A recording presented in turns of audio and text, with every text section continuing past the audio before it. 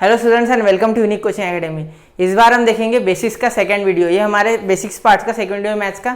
तो इसमें क्या क्या कवर होने वाला है, क्रॉस मल्टीप्लिकेशन कवर होगा और उससे रिलेटेड और बहुत कुछ जो फ्रैक्शनल एडिशन या सब्ट्रैक्शन में काम में आता है, ठीक है। और फ्रैक्शनल मल्टीप्लिकेशन और डिवीजन भी देखेंगे, ठीक है। तो यहाँ मैं जो लिख के दे रहा हूँ वो लिख लो, ठीक है।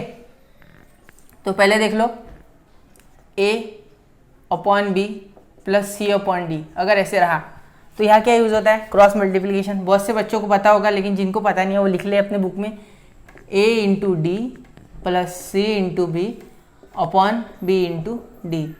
इसका मीनिंग ये होता है, ठीक है। ये D जो है ना, ये A से मल्टीप्लाई होता है, B C से मल्टीप्लाई होता है, और नीचे का जो है दो डिनोमिनेटर वो मल्टीप्लाई होते हैं। इसका डिनोमिनेटर इसके न्यूमरेटर के साथ, इसका डिनोमिनेटर इसके न्यूमरेटर के साथ, और इन दोनों डिनोमिनेटर की मल्टीप्लाई जैसे है वैसे। और यहाँ पे प्लस हो तो प्लस, यहाँ पे माइनस हो तो माइनस। ये प्लस माइनस साइन का मीनिंग क्या है, प्लस माइनस साइन का मीनिंग यहाँ पे बाजू में लिख देता, स्टैंड्स फॉर प्लस और माइनस। मीन्स एक तो एडिशन नहीं तो सब्ट्रैक्शन, एक तो एडिशन नहीं तो सब्ट्रैक्शन, ओके। तो आगे देखिए, अब इसका सेकेंड रूल लिखता हूँ। ये रूल एक बार लिख लो, फिर मैं इसके बाजू में इसके एग्जाम्पल आपको दूंगा, ठीक है। तो अब देखो, ऐसे अगर समझो रहा A/B प्लस माइनस C/B। अगर ऐसा रहा तो क्या करना, अब डिनोमिनेटर सेम रहा तो देखिए बच्चों, बहुत से बच्चे क्या करते हैं, डिनोमिनेटर अगर सेम भी रहा फिर भी क्रॉस मल्टीप्लिकेशन का रूल यूज करते हैं। लेकिन इससे क्या होता है, आगे जो हमारा कुछ आंसर आता है ना, उसको फिर से डिवाइड करना पड़ता है, जब तब जाके हमारा सिंपलेस्ट फॉर्म आता है। लेकिन इस केस में सिंपलेस्ट फॉर्म आपका यहीं पे आ जाएगा। ये देखो B एक बार लिख लेना, write the denominator only once. If the denominator are same then write it once, and whatever the addition और subtraction is on the numerator side you can do it the same with this, okay. तो A plus minus C कुछ भी लिख लो, ठीक है। यहाँ पे plus होगा तो प्लस लिखिए, माइनस होगा तो माइनस लिखिए, ठीक है। थर्ड देखिए, अब थर्ड जैसे अब हम देखेंगे इसमें rule A/B plus minus multiply देखते हैं, मल्टीप्लाई C/D। अगर ऐसा हो तो क्या करें, बहुत से बच्चे इसमें क्रॉस मल्टीप्लाई कर देते गलती से, ठीक है। ये गलती से होने वाली चीज़ है, लेकिन उनके बेसिक्स क्लियर नहीं होते, इस वजह से भी वो करते हैं। तो इस बार मैं इसमें भी ये भी कवर कर रहा हूँ। तो देखिए A/D नहीं होता है यहाँ पे, और B/C नहीं होता है यहाँ पे, क्योंकि ये मल्टीप्लाई का साइन है, not addition subtraction sign. This is multiplication sign. और मल्टीप्लिकेशन जब होता है ना बच्चों, तो न्यूमरेटर के साथ ही मल्टीप्लाई होता है, और डिनोमिनेटर जो है ना वो सेम डिनोमिनेटर के साथ ही मल्टीप्लाई होता है, ओके। तो देखो यहाँ पे न्यूमरेटर इंटू न्यूमरेटर यानी A/C और B/D सेम होता है, ठीक है, ओके। यहाँ तक क्लियर है। अब था फोर्थ, देखो फोर्थ। अब फोर्थ से थोड़ा प्रॉब्लमैटिक है। अब डिवाइड में जब मैं घुसूंगा ना तो बहुत से बच्चों को प्रॉब्लम होगी। डिवाइड बहुत से बच्चे यहाँ गलत कर देते। अगर A/B रहा, ठीक है, डिवाइडेड बाय C/D रहा, जबकि आपके बुक में ऐसा कभी आएगा ही नहीं। आपके बुक में क्या आता है मैं बताता, आपके बुक में जो आ रहा है वो लिख रहा है भैया, ये बच्चों की बुक में आता है छोटे 5, 6, 7 तक। आपके बुक में जब आप 8, 9, 10 में जाते तो ऐसे दिखता है आपको प्रॉब्लम, यहाँ पे आ जाता प्रॉब्लम, यही से शुरू होता है प्रॉब्लम। तो देखो कुछ नहीं, ये भी यही है, ये भी यही है। यहाँ डिवाइड का साइन दिया है, यहाँ अपॉन में लिखा है, बात एक ही है। इसको सॉल्व करने के लिए लिखना पड़ता है A/B। ये डिवाइड का साइन है ना, मल्टीप्लाई कन्वर्ट करना पड़ता है, ठीक है। जो मैंने लीनियर इक्वेशन का वीडियो डाला ना, उसमें पार्ट 3 या पार्ट 4 में शायद प्रोबेबली मैंने ऐसा करके बताया आपको, रेसिप्रोकेट, ठीक है। तो इसको क्या करना पड़ता है, रेसिप्रोकेट करना पड़ता है। ये रेसिप्रोकेट जब होता है ना तो ये साइन भी उल्टा हो जाता है, डिवाइड का मल्टीप्लाई।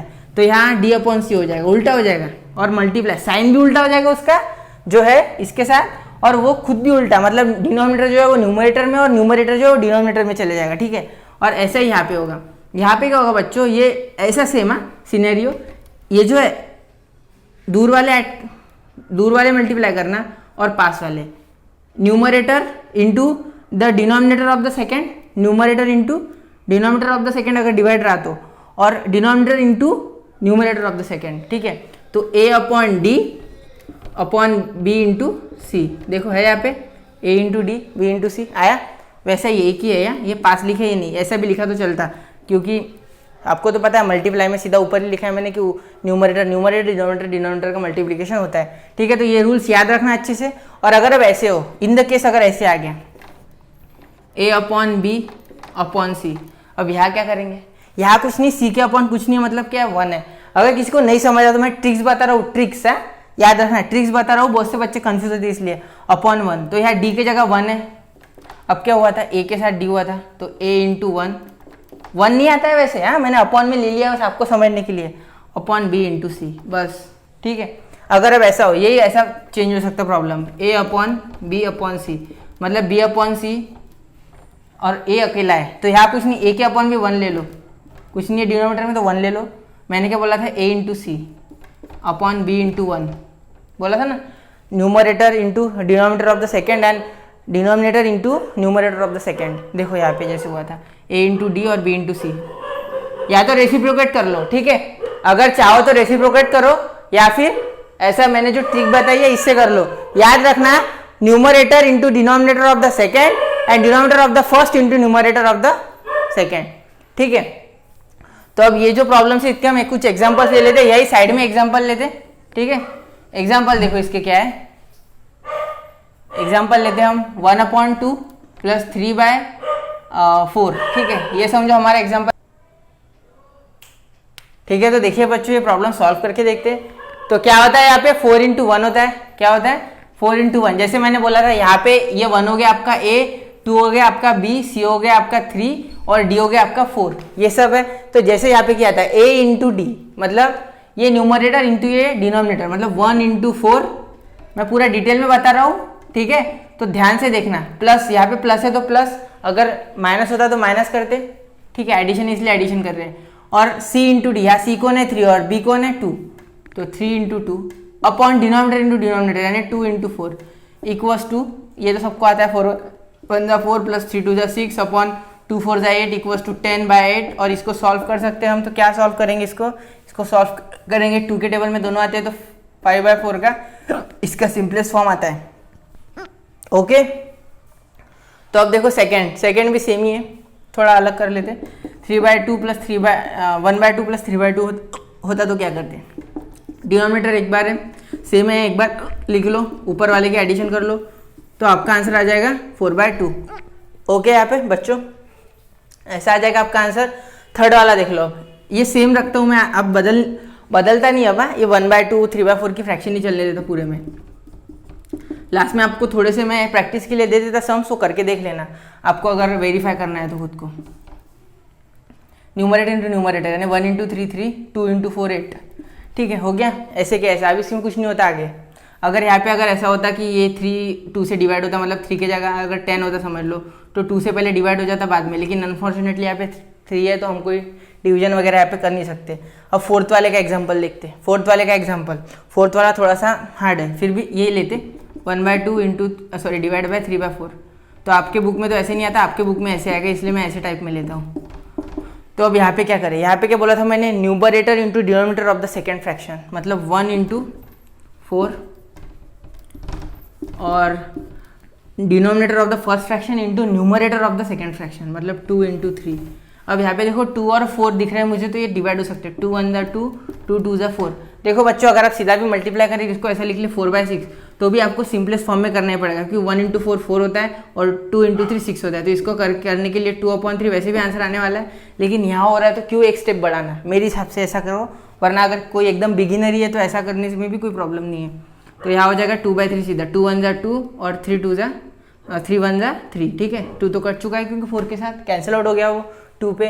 तो ये याद रखना कि मैथ्स में हमेशा सिंपलेस्ट फॉर्म में करने की कोशिश करना, हर एक चीज़। जितना नंबर बड़ा होगा उतना आपको कन्फ्यूजन ज़्यादा होगा, कन्फ्यूजन कम करने के लिए हमेशा नंबर छोटे ही रखना हो सके उतना, ठीक है। ये मेरी आपको एक पर्सनल सजेशन है। फिफ्थ देखते हैं हम 1/2। अब यहाँ पे 4 नहीं होता, समझ लो 1/2 होता और 4 नहीं होता, सिर्फ 3 होता। तो 3 के नीचे कुछ नहीं, मतलब क्या लेते हैं 1, जैसे मैं बोला था। और अब देखो numerator into denominator of the second and denominator of the first into numerator of the second, मतलब 1 into 1 upon 2 into 3 equals to 1/6, okay. ये आपका आंसर आ गया इसमें। अब सिक्स्थ वाले का एग्जाम्पल अब यहाँ लिखते, ठीक है। यहाँ देखो सिक्स्थ वाले का एग्जाम्पल लिखता है, यहाँ जगह नहीं है क्योंकि। तो सिक्स्थ वाले में क्या है, न्यूमरेटर में एक ही टर्म है, मतलब जैसे यहाँ पे 1 लेते, समझो यहाँ पे अब थोड़ा हार्ड ले लेते, बदल लेते 5 ले लेते, और डिनोमिनेटर में कुछ फ्रैक्शन है, समझ लो 2/3, ठीक है। तो अब इस केस में क्या होगा, इस केस में कुछ नहीं होगा बच्चों, यहाँ पे कुछ नहीं, मतलब क्या लेते 1 डिवाइड में 1 अपॉन 1, ये अपॉन है इसलिए हैश नहीं है, अपॉन रहता है ऐसा मैथ्स में, तो अपॉन 1, ठीक है। तो यहाँ पे numerator of the first into denominator of the second, तो 5 into 3 और 1 into 2 is equals to 15/2, okay बच्चों। तो उम्मीद करता हूँ यहाँ पे आपको ये प्रॉब्लम समझ चुके होंगे। मैं प्रैक्टिस के लिए कुछ प्रॉब्लम लिखता हूँ, ठीक है। देखिए बच्चों, तो यहाँ पे मैंने आपको प्रैक्टिस प्रॉब्लम्स दे दी है, ठीक है। तो अब इसके बाद ये प्रैक्टिस प्रॉब्लम्स में के जो आपको 13, 14 और 15 सम है, 14 और 15 स्पेशली, अगर आपको नहीं आए तो कमेंट सेक्शन में मुझसे कांटेक्ट कीजिए। वैसे है तो आसान, सबको आ जाएगा, लेकिन नहीं आए समझो अनफॉर्चुनेटली आपको, तो मुझे कांटेक्ट कीजिए, ठीक है। और do like, share and subscribe our channel, and please पूरा वीडियो अच्छे से देखिए। Keep studying.